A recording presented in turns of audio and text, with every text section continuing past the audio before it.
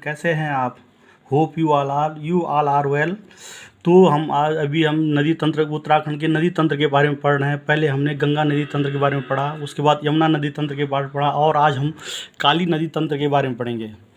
वैसे तो ये उत्तराखंड में जो जितनी भी नदियां हैं गढ़वाल में ज़्यादा है, परंतु आज जिस नदी के बारे में हम पढ़ेंगे वो क्या है, पूरी पूरी उत्तर कुमाऊं गढ़वाल में बहती है। उस गंदे ने कहा द काली रिवर सिस्टम। काली नदी जो है हमारे पिथौरागढ़ के काला पानी के, ये जो यहाँ पे एक लिपु लेक दर्रा है। कौन सा दर्रा है? लिपु लेक दर्रा, जो कि हमारे ट्राई जंक्शन में है। इसके एक साइड में तिब्बत चीन है, नीचे है नेपाल, और एक साइड में हमारा इंडिया है। ठीक इसके पास में हमारा क्या है, काला पानी। तो काला पानी से पास हमारा क्या है, जैक्सर पर्वत श्रेणी है। कौन सी पर्वत श्रेणी है? जैक्सर पर्वत श्रेणी। जैक्सर पर्वत श्रेणी के काला पानी नामक जगह से, ये काला पानी नामक जगह से काली नदी निकलती है। इसके ठीक सामने हमारे ये क्या है, काली माता का मंदिर है। शायद हो सकता है इसीलिए इसका नाम काली नदी रखा गया हो। तो काली माता का जो मंदिर है, इसमें मान्यता ये है कि इसमें हमारे महाभारत के वेद व्यास ने इसमें तपस्या की थी, इसलिए से इस घाटी को व्यास घाटी भी कहा जाता है।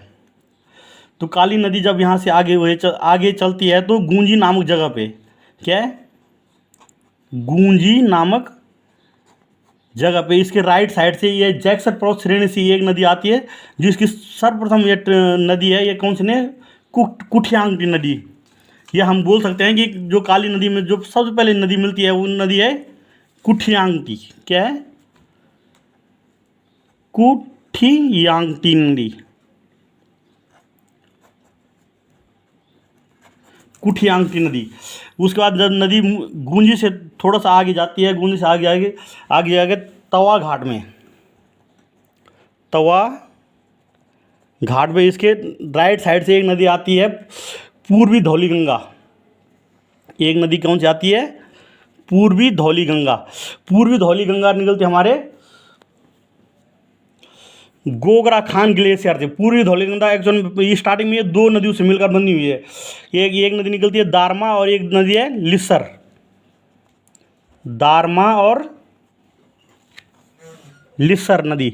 जब दारमा और लिस्सर नदी आगे जाके मिलती है तो वहाँ से पूरी धौली गंगा बनाते हुए जाती है, पूर्वी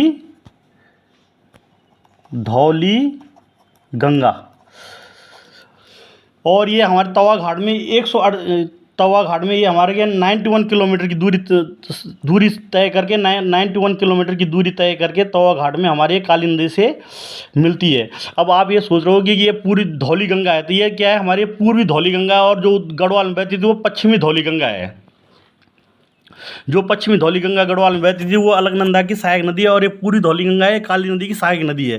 तो ये पूरी धौली गंगा तवा घाट में काली नदी से मिलती है। उसके बाद यहाँ से आगे जाते हैं तो आगे जाके दौरे जौलजीबी में, आगे जौलजीबी नाम की एक जगह है। कौन सी जगह है? जौलजीबी नामक जगह में मिलम ग्लेशियर से, कौन से? मिलम ग्लेशियर, राइट साइड में एक मिलम ग्लेशियर से एक नदी आती है गोरी गंगा करके। कौन सी नदी आती है? गोरी गंगा। और इसका जौलजीबी नामक स्थान पे इसका संगम होता है। जौलजीबी हमारे सांस्कृतिक महत्व से भी इसलिए उतना महत्वपूर्ण है क्योंकि यहाँ पे जौलजीबी नामक मेला लगता है, जो कि हमारे मार्ग शीर संक्रांति, जो कि नवंबर लास्ट में आता है, उसमें यहाँ पे एक जौलजीबी नामक मेला लगता है, जो कि हमारा सांस्कृतिक महत्व से सांस्कृतिक महत्व है इसका। आगे जाके तो ये काली नदी से आगे जाती है तो आगे जाके पंचेश्वर नामक जगह पे, आगे जाके कौन से जगह से? पंचेश्वर नामक जगह पर ये अपना बागेश्वर से एक नदी आती है सरयू नदी। पंचेश्वर नामक जगह एक नदी आती है सरयू नदी, और पंचेश्वर में इसका जौलजीबी अपना काली नदी से इसका संगम होता है। सरयू नदी के बागेश्वर के सरमूल डिस्ट्रिक्ट, सरमूल झंडी नामक जगह से निकलती है। कौन सी जगह से निकलती है? सरमूल झंडी नामक जगह से सरयू नदी निकलती है। और इसकी एक नदी बागेश्वर में ही एक गोमती नदी निकलती है। गोमती नदी निकलती है बागेश्वर के देवरा श्रेणी जगह से, देवरा श्रेणी से। और इसका मेन बागेश्वर मार्केट है जो उसमें से यहाँ संगम होता है।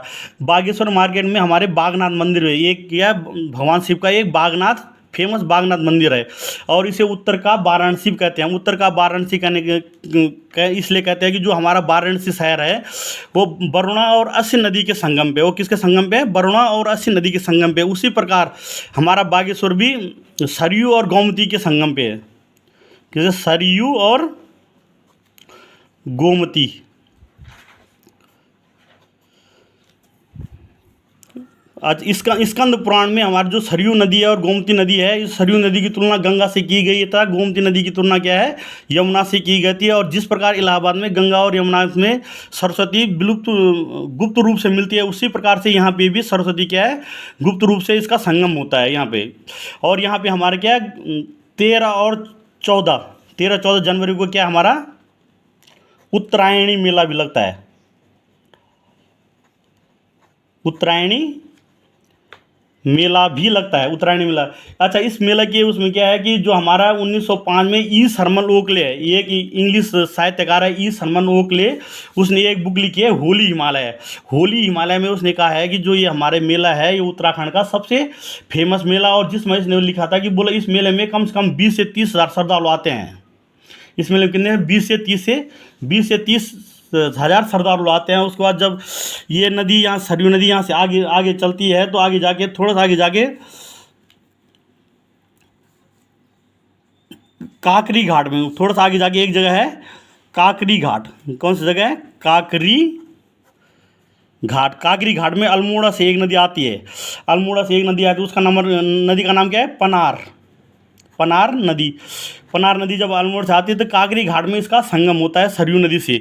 और थोड़ा सा आगे जाके हमारा थोड़ा सा आगे जाके रामेश्वर नामक जगह पे, कौन सी जगह में, रामेश्वर, रामेश्वर नामक जगह पे पूर्वी रामगंगा का संगम क्या होता है, रामेश्वर नामक जगह पे होता है। रामेश्वर पूर्वी रामगंगा हमारे कहाँ से निकलती है, नामिक ग्लेशियर से। कहाँ से निकलती है, नामिक ग्लेशियर से। और इसका संगम होता है रामेश्वर नामक जगह पे। और उसके बाद थोड़ा सा जब आगे जाते हैं तो पंचेश्वर नामक जगह पे इसका सरयू नदी का संगम क्या है, काली नदी से हो जाता है। और सरयू नदी का जो हमारा क्या है, स्टार्टिंग से जहाँ से सरयू नदी का उद्गम होता है वहाँ से लेके पंचेश्वर तक, जब तक ये काली नदी से संगम होता है तो वहाँ तक ये 146 किलोमीटर का सफ़र तय करती है। कितना करती है, 146 किलोमीटर का सफ़र तय करती है। पंचेश्वर के बाद जब दौड़ आगे जाती है तो पंचेश्वर में क्या हमारे एक पंचेश्वर डैम भी है। इसके थोड़ा सा नीचे जाके क्या है, पंचेश्वर डैम है। कौन सा, पंचेश्वर डैम, पंचेश्वर बांध, डैम या बांध जिसको हम बोल सकते हैं। जो ये हमारा बिजली उत्पादन कितना करेगा, हमारा 6480 मेगावाट का। और इससे थोड़ा सा आगे जाके ये क्या है, ये रूपाली डैम नामक एक बांध, इसी का बांध उसका वो है क्या है, रूपाली गाड बांध। रूपाली गाड बांध हमारी ये कितना बिजली उत्पादन करेगा, 240 मेगावाट बिजली उत्पादन। इस प्रकार इन दोनों का कुल बिजली उत्पादन कितना हो जाएगा हमारा, 6480/240 6720 मेगावाट, जो कि हमारा एशिया में सबसे ज़्यादा बिजली उत्पादन कौन सा बांध करेगा, पंचेश्वर बांध, जो कि हमारा टेरी बांध जो है उससे कम से कम 2.5 गुना ज़्यादा बिजली उत्पादन करेगा। इसके बाद थोड़ा सा आगे जाके चूका नामक जगह पे, थोड़ा सा आगे क्या जाके चूका नामक जगह पे,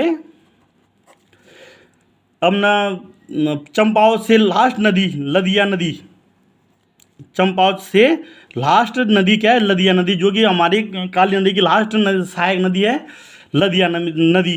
कौन सा नदी है, लदिया नदी। ये चंपावत के गजार नामक जगह से निकलती है, चंपावत के गजार नामक जगह से निकलती है लदिया नदी। और चूका नामक जगह पे ये काली नदी से मिल जाती है। लदिया नदी की भी एक सहायक नदी है जो कि चंपावत से ही निकलती है। क्या है इसका नाम, क्या है, कोयराला नदी। इसका नाम क्या है, कोयराला नदी। और उसके बाद जब लदिया नदी चूका में अपने काली नदी से मिलती है तो उससे थोड़ा सा नीचे आगे जाके नेपाल की साइड से आने वाली 3 नदियाँ, नेपाल से आने वाली साइड से आने वाली 3 नदियों का संगम इसमें होता है। पहली नदी हमारी है चमेलिया नदी। कौन सी नदी है? चमेलिया नदी। दूसरी नदी एक आती है हमारी रामगुज नदी, और तीसरी नदी इसमें मिलती है रामगुज रूपाली गाड़ नदी। रूपाली गाड़ नदी के मिलने के बाद कुछ देर बाद टूट गया टनकपुर नामक जगह है। कुछ देर बाद क्या है? टनकपुर, जो कि चंपावत में ही है। टनकपुर के बाद इसमें यहाँ पे एक बैराज बना हुआ, टनकपुर बैराज। टनकपुर बैराज से इसकी एक नहर निकलती है, जो कि कुछ आगे जाके बनबसा में दोबारा इसी से काली नदी में मिल जाती है। दोबारा किसमें?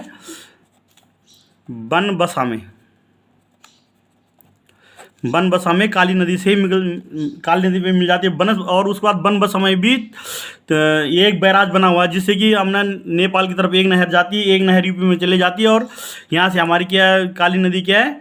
शारदा नदी बन के यूपी में प्रवेश कर जाती है। धन्यवाद। यदि वीडियो अच्छी लगे तो लाइक, शेयर एंड कमेंट करना ना भूलिए, और सब्सक्राइब कीजिए। धन्यवाद।